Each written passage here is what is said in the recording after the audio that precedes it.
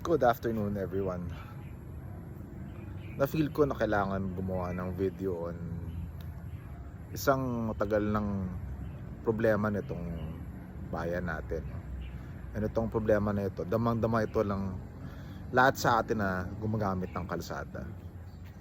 Pati na rin yung mga bobo na nasa likod nitong nangyayaring ito. What I'm referring to, yung kalsada na hindi pa sira, yung ano pa, ayos na ayos pa, tapos gigibain para takpan ulit, gawin ulit para ayusin. Okay, alam naman natin yung dahilan niya, yung logic niya, no? Kasi obviously karamihan ng mga ginagawang ganito, yung kalsadang ayos tapos sinisira para ayusin pag malapit na elections, no? Ano na to, parang nakagisna na project, lalo na ng mga local politicians. So ang nakakabwisit kasi dito, pati rin naman yung mga local officials na nag-a-approve ng yung walang kakwentang-kwentang ginagawa na yan, na aagrabyado rin naman sila kasi dumadaan rin naman kayo dyan sa kalsada na yan, 'di ba? Papunta kung saan-saan. So obvious naman wala na tayong magagawa kasi talagang corrupt yung government ng Philippines, no? So at 99% ng mga mga officials nandyan lang talaga para magkaroon para kumita one way or the other. Yung sa akin, hindi na natin makokontrol, magagawa ng paraan yan, maayos yan, no? Talagang tanggapin na natin as a country, as a people, na forever nang ganyan ka grabe ang corruption sa Philippine government. Pero yung sa akin, wag naman yung ganyang sobrang grabe na nga, 'di ba? Tapos tatarantaduhin pa nyo yung taong bayan. Sobrang yung sa akin sobrang gaguhan na yan, 'di ba? Imagine, wala naman dahilan para sirain, tapos sisirain, 'di ba? Tapos ang mangyayari, gagrabe yung traffic, 'di ba? Tapos itong mga nakaraan na buwan, sobrang init. So imagine mo, like ako na palagi nang nasa aircon na sasakyan, grabe pa rin yung perwisyo na inaabot pag nagkaka-traffic na wala naman dapat ganung grabing traffic.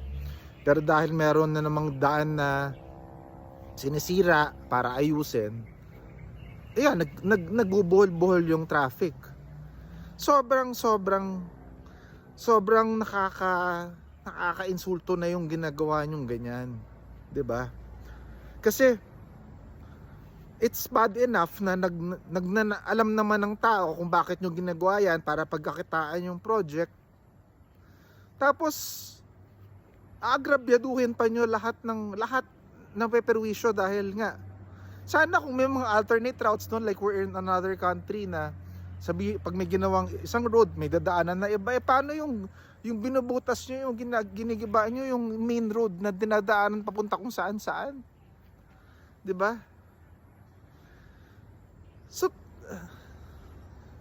I'm trying not to curse kasi baba ni TikTok pag umuulan ng PI, pero ang sad, 'di ba, na pero kung walang filter talaga at hindi nababan, siguro every other word ko dito yung paborito kong salita sa Pilipino, sa Philippine language, no? Pero nakakaano talaga, 'di ba? Nakaka-bad trip talaga. Kasi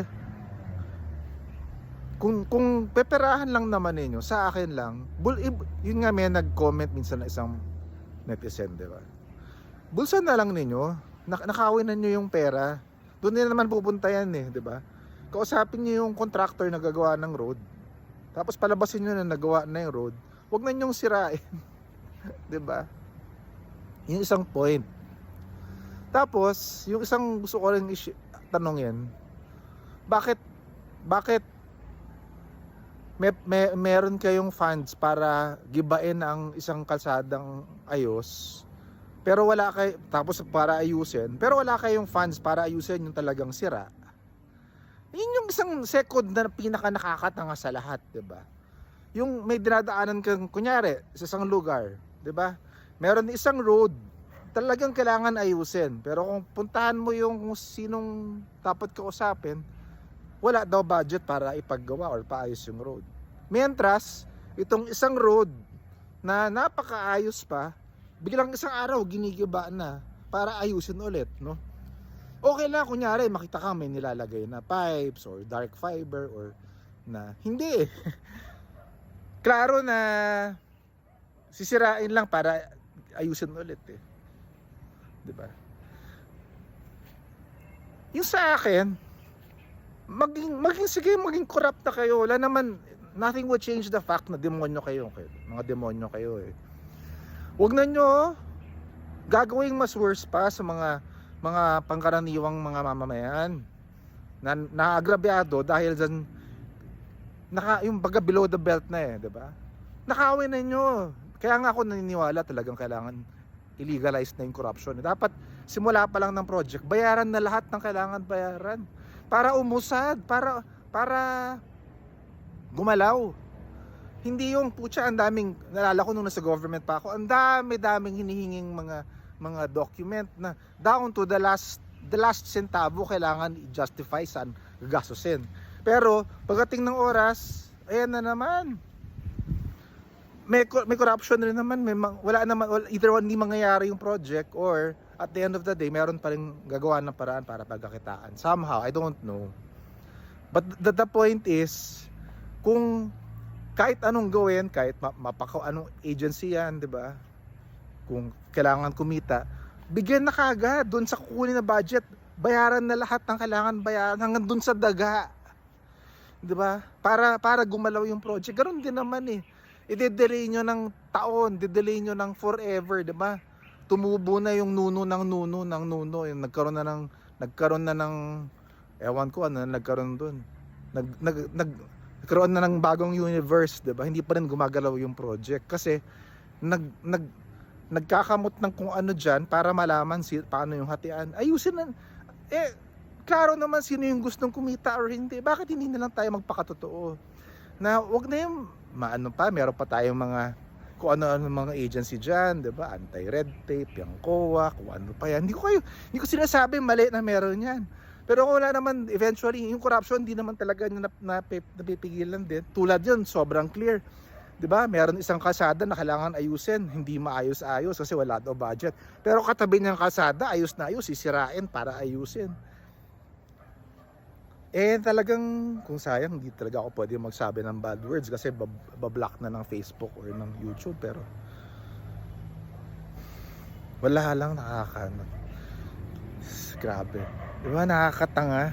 Yung tinatarantado tayo ng harap-harapan. Nakita, yung klarong ayos na kalsada gigibain. Kasi obviously pagkakakitaan. Huwag na lang yung gibain, ibulsa na lang nyo yung pera. Diba? Happy pa tayo lahat. Kumita kayo, yung daan, lagamit pa natin. Or yung budget na pagkakakitaan nyo, lagay nyo dun sa kalsada na may kailangan talagang ayusin. Bakit hindi nyo magawa yung kalsada na kailangan ayusin? Bakit pinagdidikdikan yung ayos pa na kalsada? Yun nga kasi konti lang tayo alam niyo yung problema ng Pilipino, wala nagtatanong eh, walang nagko-question. 'Di ba? Pag Japan to, Korea or China, tarantaduhin yung tao na ganyan. Pucha, 'di ba? Iba usapan 'yan. Tayong Pinoy wala, bahala na si God. Yan. Bahala na si God. Puro bahala na si God. Kakabala kay God. Naiwanan na tayo ng Vietnam, yung Vietnam, mga tao doon di naniniwala sa Diyos. Naiwanan na tayo. Di ba nakakahiya? Only Christian nation in Asia, pero tayo sa mga pinaka-corrupt na government. And karamihan ng mga nasa government, dadasal, nagsisima, nagba-Bible study. Panalo, di ba? Ayun lang po, sana marami makarinig nitong video na to at mauntog para magising. Maraming salamat.